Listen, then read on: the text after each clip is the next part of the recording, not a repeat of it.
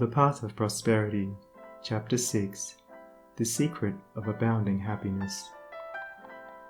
Great is the thirst for happiness, and equally great is the lack of happiness.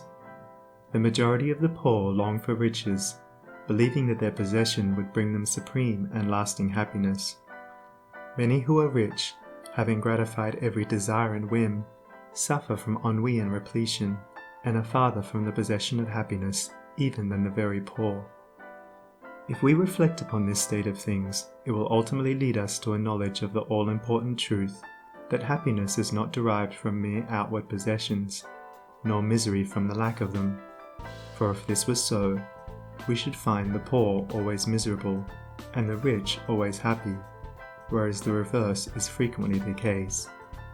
Some of the most wretched people whom I have known were those who were surrounded with riches and luxury, whilst some of the brightest and happiest people I have met were possessed of only the barest necessities of life. Many men who have accumulated riches have confessed that the selfish gratification which followed the acquisition of riches has robbed life of its sweetness, and that they were never so happy as when they were poor. What then is happiness, and how is it to be secured? Is it a figment, a delusion, and is suffering alone perennial? We shall find, after earnest observation and reflection, that all, except those who have entered the way of wisdom, believe that happiness is only to be obtained by the gratification of desire. It is this belief, rooted in the soil of ignorance, and continually watered by selfish cravings, that is the cause of all the misery in the world. And I do not limit the word desire to the grosser animal cravings.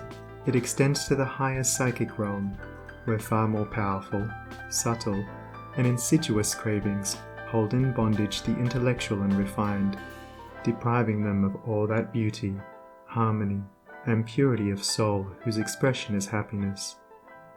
Most people will admit that selfishness is the cause of all the unhappiness in the world, but they fall under the soul-destroying delusion that it is somebody else's selfishness and not their own.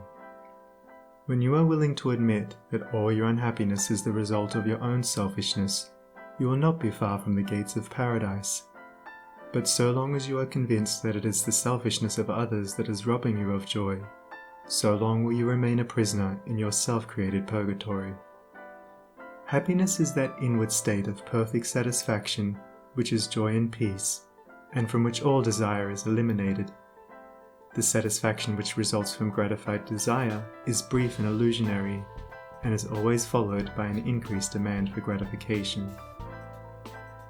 Desire is as insatiable as the ocean, and clamours louder and louder as its demands are attended to. It claims ever-increasing service from its deluded devotees, until at last they are struck down with physical or mental anguish, and are hurled into the purifying fires of suffering. Desire is the reign of hell, and all torments are centered there.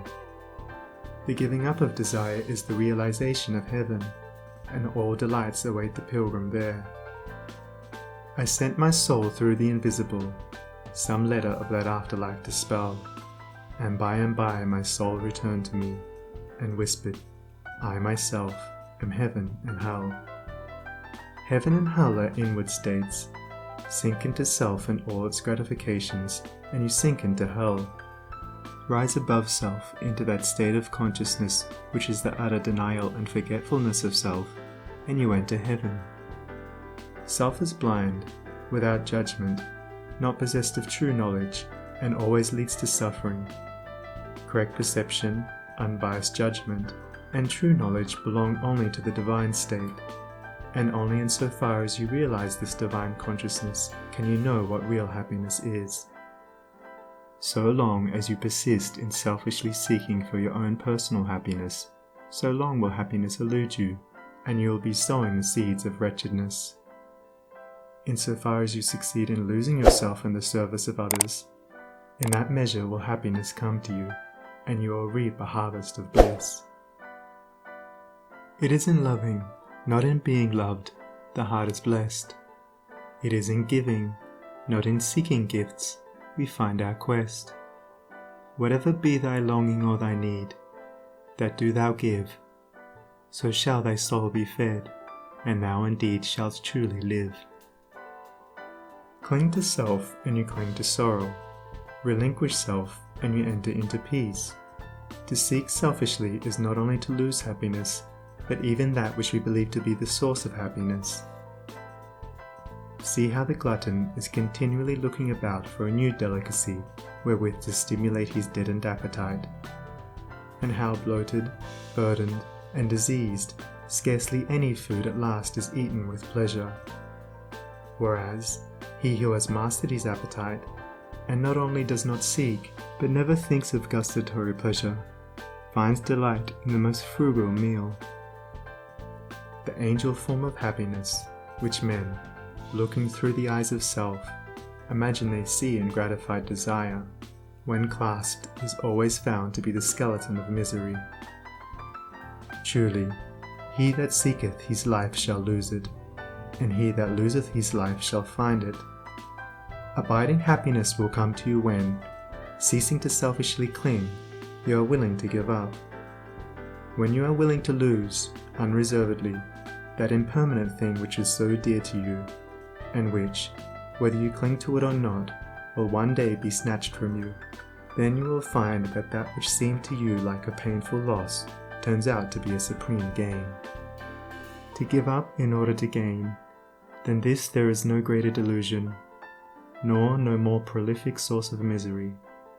But to be willing to yield up and to suffer loss, this is indeed the way of life. Thank you for watching. Don't forget to subscribe, share and like the video. Let me know in the comments if you liked it. See you on the next video.